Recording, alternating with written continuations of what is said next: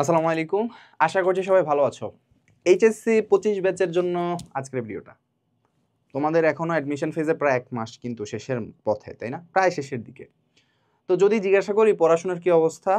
কি অবস্থা তোমাদের প্রিপারেশনের? কি অবস্থা তোমাদের স্বপ্নের পথে তৈরি করা এই যে খোরাক বা এই যে কি বলে যে যুদ্ধের আগে নামার যে পূর্ব প্রস্তুতি, সেই পূর্ব প্রস্তুতির অবস্থা কেমন যদি জিজ্ঞাসা করি, স্পেশালি ইঞ্জিনিয়ারিং অ্যাসপিরেন্ট যারা আছো। জানি না কি উত্তর হবে, বাট আমি তোমাদের অবস্থায় ছিলাম, তো তাই বলতে পারি যে এই অবস্থায় আসলে তোমাদের বা এই সময়টাতে আসলে অনেকেরই অবস্থা খুবই কাহিল, খুবই জটিল, খুবই করুণ। তো এই করুণ অবস্থা থেকে বের হওয়ার জন্য আসলে কি করা যাবে সেটা নিয়ে আসলে আজকের তোমাদের এই গাইডলাইন সেশনটা। তো প্রথমে আমার পরিচয় দিয়ে নিই। আমার নাম হচ্ছে মোহাম্মদ শাহপরান, পড়াশোনা করছি বুয়েটের ট্রিপল ডিপার্টমেন্টে। তো বুঝতে পারতেছো ইঞ্জিনিয়ারিং অ্যাডমিশন নিয়ে কিছু কথা বলবো, যেহেতু বুয়েটের ত্রিপলিতে পড়ি। আমি অবশ্যই তোমাদের মতো এই ফেজটা পার করে আসছি। প্রথমত বলে রাখি যে 1 মাস পরে আসলে অনেকেরই অবস্থা খুবই খারাপ, কারণ উইকলিতে মার্ক আসতেছে না, বুঝতেছো না কিভাবে কি পড়াশোনা করবা, কিভাবে আসলে প্র্যাকটিস করবা, বুঝতেই পারতেছো না। বা এমন হয় যে পরীক্ষার হলে গিয়ে মনে হয় যে আমার এই পারা জিনিসটা আমি পারতেছি না, পারা জিনিসটা মাথায় আসতেছে না, অল্প সময়ের মধ্যে সলভ করারই আমার মাথায় আসতেছে না। কি করব, প্রিপারেশন কেমনে নিব? পড়তে তো সবই পড়তেছি, কোয়েশ্চেন ব্যাংক, কনসেপ্ট বুক সবই পড়তেছি, তারপরও পারতেছি না কেন? কেন, ওয়াই? আমার কি আদৌ চান্স হবে? এই যে চিন্তা, এই যে টেনশন, এই যে একটা মানে থ্রিলিং একটা মোমেন্ট, এটা থেকে বের হব কিভাবে? কিভাবে বুঝতে পারবো যে হ্যাঁ আসলে আমার প্রিপারেশনটা টু দ্য পয়েন্ট হচ্ছে? কিভাবে বুঝবো যে আমি আসলেই পাবলিক একটা সিট পাবো, একটা ইঞ্জিনিয়ারিং ইউনিভার্সিটিতে একটা সিট পাবো? আসলেই কিভাবে পাবো, তাই না? এটা একটা খুবই খুবই খুবই গুরুত্বপূর্ণ কোয়েশ্চেন। তো অনেক জায়গায় অনেক গাইডেন্স পাও, তোমরা অনেক রকমের গাইডেন্স পাও, আমি আমার মতো তোমাদেরকে গাইডলাইন দেওয়ার চেষ্টা করবো। প্রথমে যে কথাটা বলবো, practice. Practice, please practice practice practice practice practice practice practice practice, 1000 time practice. আমাকে যদি এখন জিজ্ঞাসা করে যে ভাই আপনি বইটা টিকছেন, আপনার কোন জিনিসটা সব থেকে বেশি মনে হয়েছে আপনাকে স্ট্রেন্থ দিছে, আমি বলবো প্র্যাকটিস। আমাকে যদি জিজ্ঞাসা করো ভাইয়া আমি যদি চান্স পেতে চাই তাহলে আমাকে কোন জিনিসটা সবচেয়ে বেশি করতে হবে, প্র্যাকটিস। আমাকে যদি জিজ্ঞাসা করো যে ভাইয়া বুয়েট এবং যে কোনো একটা ইঞ্জিনিয়ারিং ইউনিভার্সিটি এবং আমার মাঝখানের এই যে বাধা, এই বাধাটা অতিক্রম করার জন্য আমার কি লাগবে, আমি বলবো প্র্যাকটিস। তোমাদের সব থেকে বড় সমস্যা তোমরা প্র্যাকটিস করো না, আর প্র্যাকটিস করলেও ভুলভাবে করো। কেমনে ভুল করো সেটা আমি একটু দেখাই। তোমরা যখন কিউবি এবং হচ্ছে কনসেপ্ট বুক মানে সিবি, এই দুটো জিনিস যখন সলভ করো, তখন তোমরা কি করো জানো ভাইয়া? অ্যান্সারটা দেখে দেন সলভ করো। Very bad practice. অ্যান্সার দেখে সলভ করলে তোমার মাথা জিন্দিগিতেও কাজ করবে না। পরীক্ষার হলে তুমি অ্যান্সার দেখে সলভ করবা? আমার বুঝাও তুমি। পরীক্ষার হলে তুমি অ্যান্সার দেখে সলভ করবা? কোনোদিনও না। পরীক্ষার হলে তোমাকে সলভ করতে হবে একটা আননোন প্রবলেম বা নোন একটা প্রবলেম, টোটালি নিজের মাথা খাটায়া। এখানে কোনো ধরনের সলভিং কি করতেছো না করতেছো কিচ্ছু নাই। এই জায়গাতে তোমাদের সব থেকে বড় সমস্যা। এখন ভাইয়া আমার তো যেখান থেকে আমি সলভ করতেছি নিচে তো আমার অ্যান্সার দেয়, so how I can delete? কথা হচ্ছে এমন একটা জায়গা থেকে তোমাকে প্র্যাকটিস করতে হবে যেখানে নিচে অ্যান্সার দেওয়া নাই।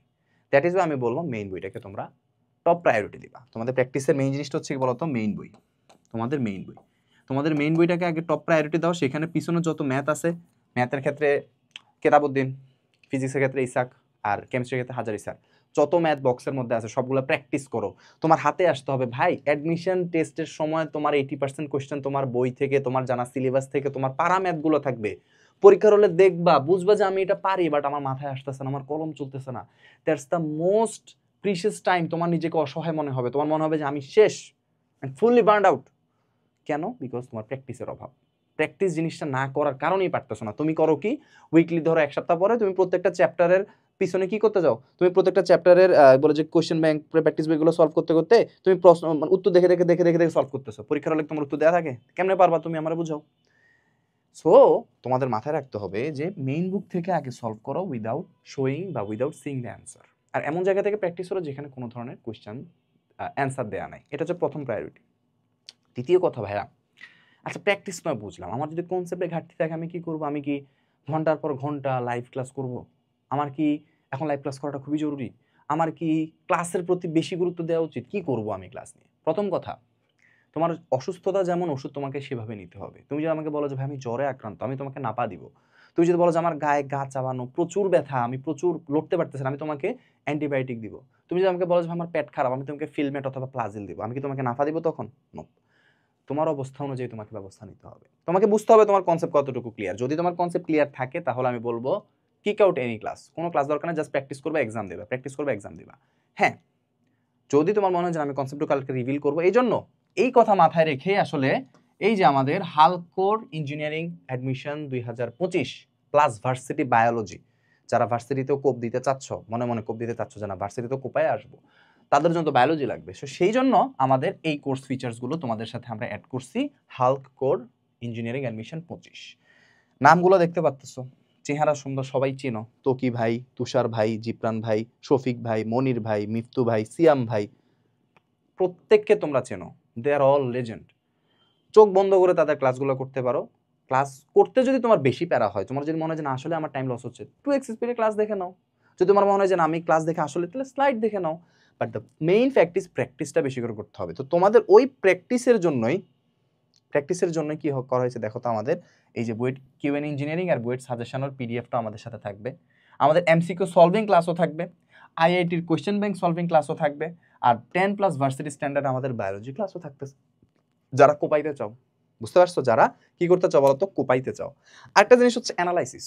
তুমি যদি অ্যানালাইসিস করে পড়াশোনা করতে না পারো না, তাহলে দেখা যাবে তুমি ডেইলি 12 ঘন্টা 13 ঘন্টা পড়তেছো, বাট আউটকাম জিরো, বিকজ তুমি এফেক্টিভলি পড়াশোনা করতেছো না, তোমার কি লাগবে তুমি বুঝতেছো না। এটার জন্য তোমার লাগবে কোয়েশ্চেন ব্যাংক অ্যানালাইসিস।